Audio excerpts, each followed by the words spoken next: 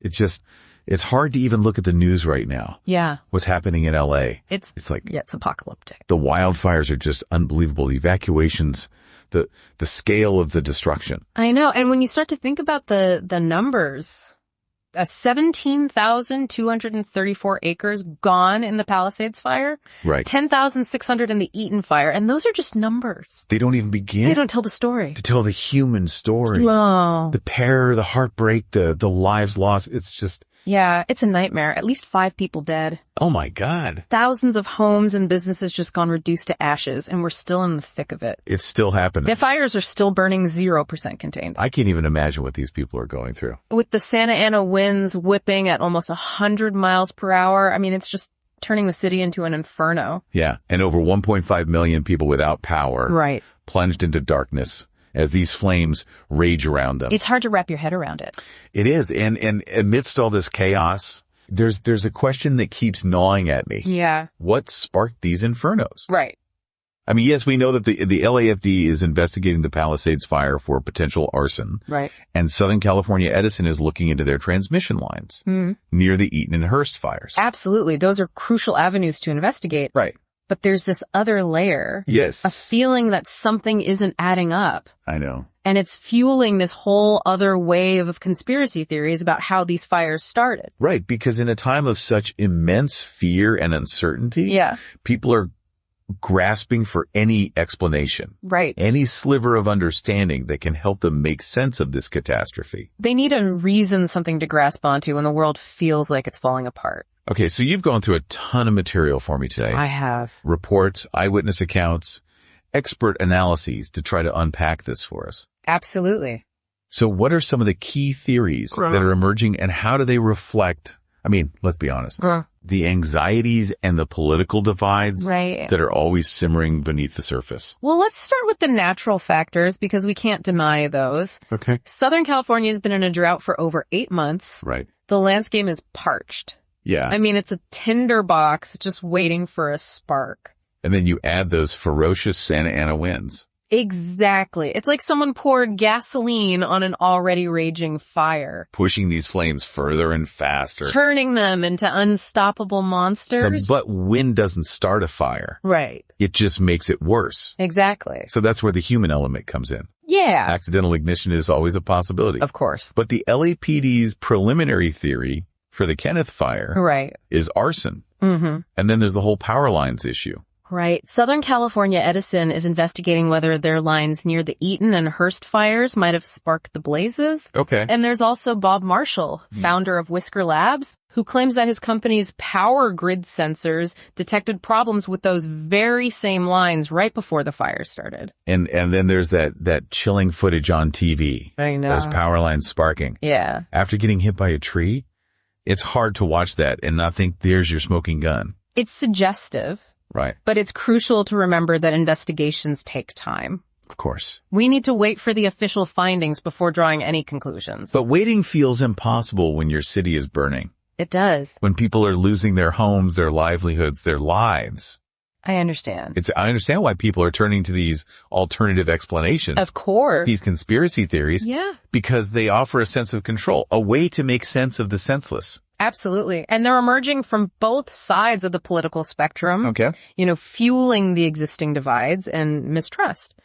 So on the right, you have figures like Donald Trump. Oh, yeah. Who's been attacking Governor Newsom, accusing him of not doing enough controlled burns. Right. And even inventing this fictitious water declaration resolution. Why? That supposedly restricts water for firefighting. Wow. And then you have Elon Musk jumping on the bandwagon, blaming Mayor Bass for water shortages and fire hydrants. It's like they're using this tragedy as a political weapon. It's a common pattern. A chance to score points against their opponents. Unfortunately, yes. And let's not forget James Woods, the actor who's denying climate change and blaming the fires on diversity in the LAFD. Oh my gosh. Specifically targeting Chief Kristen Crowley. Right. The first woman to lead the department. It's heartbreaking to see people use this tragedy to push their own agendas. And then Scott Jennings is connecting the devastation to DEI hiring at LAFD. It's a disturbing pattern we see time and again. Yeah. Instead of coming together in a time of crisis, instead of focusing on solutions, they're exploiting the situation to sow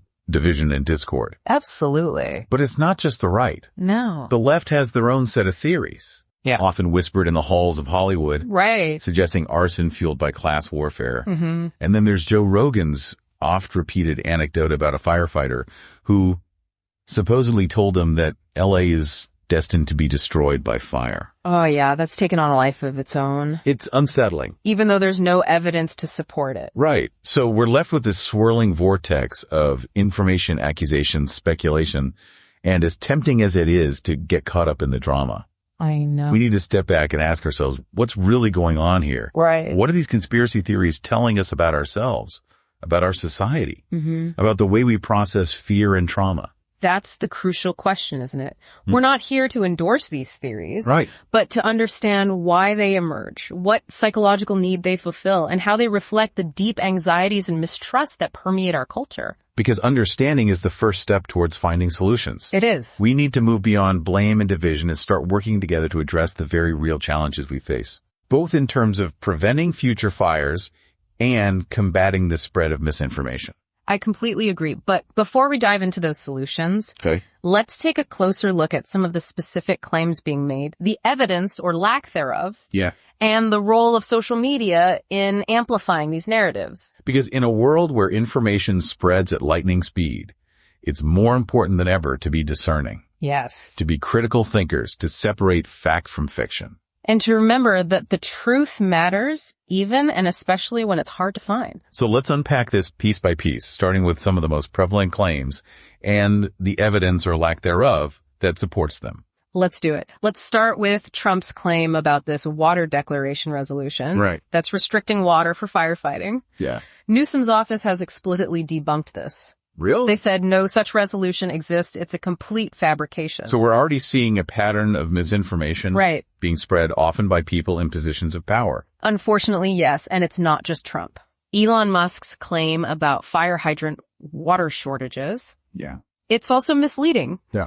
The issue wasn't a lack of water in reservoirs like he implied, but damaged water lines caused by the fires themselves. Oh, wow. And we can't ignore the ongoing drought that's been plaguing California for years. Yeah. Putting a strain on water resources across the state. It feels like they're trying to deflect blame, to find a scapegoat instead of addressing the real issues. It's a common tactic, unfortunately. And then there's James Woods' claim that diversity is somehow responsible. Oh, yeah. For the LAFD's supposed failures. This is a dangerous and baseless accusation that plays into existing prejudices. Right. And ignores the very real challenges the department faces. Like underpaying inmate firefighters, past workplace issues. Exactly. In fact, Chief Crowley was brought in to address those very problems. She was. To blame her and the diversity of the force for these fires is absurd. It's a classic example of scapegoating. Yeah, finding a convenient target to blame instead of engaging with the complexities of the situation. Absolutely. And it's incredibly harmful because it diverts attention from the real issues and perpetuates harmful stereotypes. And it's also worth addressing Trump's accusation that Newsom hasn't done enough controlled burns. Right. While California did pause controlled burns in 2021, due to fears of accidental fires, the practice has been utilized for years. Yes. To manage vegetation and reduce fire risk. It's not a simple solution. Right. And the decision to pause was based on a complex set of factors. It's not a silver bullet. Right. And it's important to note that climate change has intensified the conditions in California. Right. Making controlled burns riskier and potentially less effective. Yeah. The landscape is drier, the winds are stronger, the fire season is longer. Right. It's a whole new ballgame. Absolutely. And that brings us to the role of social media in all of this. Yeah. It's astounding how quickly misinformation spreads online. I know. Especially during times of crisis when people are desperate for answers. Right. And vulnerable to manipulation. Vulnerable to manipulation, exactly. Social media platforms like Facebook and Instagram with their reduced fact-checking. Yes. And algorithms that prioritize engagement over accuracy have created an environment where conspiracy theories can flourish. It's a breeding ground for misinformation. It's like a breeding ground for misinformation. These platforms are designed to keep you scrolling, to keep you outraged, to keep you clicking, even if it means feeding you lies. And the more you engage with that content, the more likely you are to see similar content. Right. Creating these echo chambers where misinformation is constantly reinforced. So it's not just about the content itself. No. It's about the way these platforms are designed, the way they manipulate our attention and exploit our anxieties. Exactly. And this is why it's so crucial to be critical thinkers, right, to question what we see online, to seek out reliable sources, right, and to be wary of information that confirms our pre-existing biases. It's like we need to develop a whole new set of skills. I agree. To navigate this digital landscape. Yeah. Kind of informational self-defense. Absolutely. And that's exhausting. Sometimes it feels like the truth itself is on fire. I know. We're all just trying to put out the flames with a garden hose. It's definitely a challenge, but it's one we can't afford to ignore. I agree. Because the consequences of misinformation can be devastating. Right. It erodes trust, fuels division, and hinders our ability to address the very real challenges we face as a society. Absolutely. And in the case of these fires, it's distracting from the urgent need for solutions. Yes. For preventing future disasters, for supporting the victims, and for holding those responsible accountable. That's where the work of journalists like Bradley Spalter and Lawrence Donini becomes so crucial. You're right. Amidst this chaos of misinformation and finger-pointing, their commitment to truth and evidence is a beacon of hope. Exactly. Spalter, for example, has been tirelessly debunking popular conspiracy theories about the fires, using facts and logic to dismantle these harmful narratives. And Donini's reporting has shed light on the political weaponization of these fires. Yes. By figures like Trump and his allies, exposing the cynical calculations behind their rhetoric. They are demonstrating the power of good journalism, of holding those in power accountable, and of providing a counterweight to the rampant misinformation that's flooding our information ecosystem. Their work is a reminder that truth still matters, that facts still have power. They do. And that we can't give up on the pursuit of knowledge and understanding. We can't. But it's not just about relying on journalists. No, it's not. We all have a role to play in combating misinformation. We do. We can start by being more critical of what we see online. Being willing to question our own assumptions and seeking out diverse perspectives. Absolutely. And we need to be more mindful of how we share information. Right. Making sure we're not inadvertently spreading false or misleading content. It's a collective responsibility we need to view information literacy as a crucial skill, something we teach in schools and practice in our daily lives, because in the age of social media, the ability to think critically, to evaluate sources, to separate fact from fiction is no longer a luxury. It's a necessity. It's a matter of survival, because if we allow misinformation to continue to spread unchecked, it will poison our public discourse, erode our trust in institutions, and undermine our ability to solve the very real problems facing our world. And these fires, this devastation, this loss, it's a wake-up call. It is. It's a reminder that we can't afford to be complacent, that we need to be vigilant, and that we need to work together to create a more informed, more resilient, more truthful society. Because the stakes are too high. Yeah. The future of our communities, our country, our planet depends on it. God, it's overwhelming to think about all of this. I know.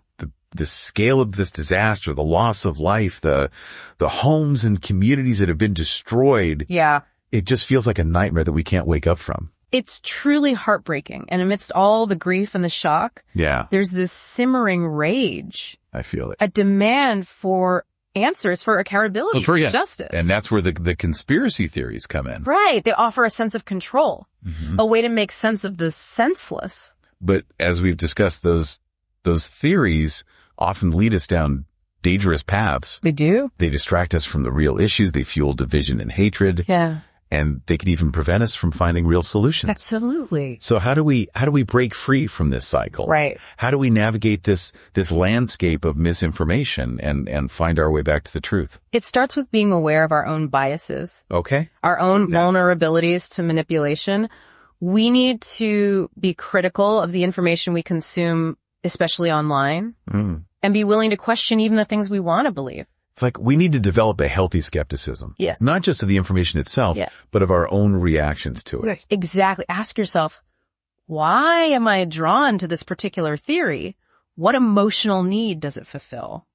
Does it align with my existing beliefs, even if those beliefs might be based on misinformation? It's about being honest with ourselves. It is. About recognizing that we're all susceptible to being misled, especially when we're afraid, angry, or grieving. Absolutely. And it's about seeking out diverse perspectives, right. Engaging with people who hold different viewpoints, and being open to the possibility that we might be wrong. That's a humbling process. It is. but a necessary one, because the truth is often complex, nuanced, and uncomfortable. Right, it rarely fits neatly into our pre-existing narratives. And sometimes the truth is simply not yet known. Right. We need to be patient. We do. To allow investigations to run their course. Yes. And to resist the urge to jump to conclusions. It's about embracing uncertainty, acknowledging that we don't have all the answers, and being open to new information as it emerges. And it's about focusing on what we can control. Yes. Our own actions, our own choices, our own commitment to truth and understanding. Exactly. So as we move forward, as we grapple with the aftermath of these devastating fires, let's remember the importance of critical thinking, of empathy, of compassion, and of a shared commitment to finding solutions. Let's reject the easy answers, the scapegoats, the conspiracy theories that divide us. Let's focus on building a more resilient, a more informed, and a more united community. Because in the face of such immense loss, the only way forward is together. And that journey begins with each of us, with our own choices, our own actions, our own unwavering commitment to the truth. Thank you for joining us on this difficult and emotional deep dive. Stay safe, stay informed, and stay hopeful. We'll get through this together.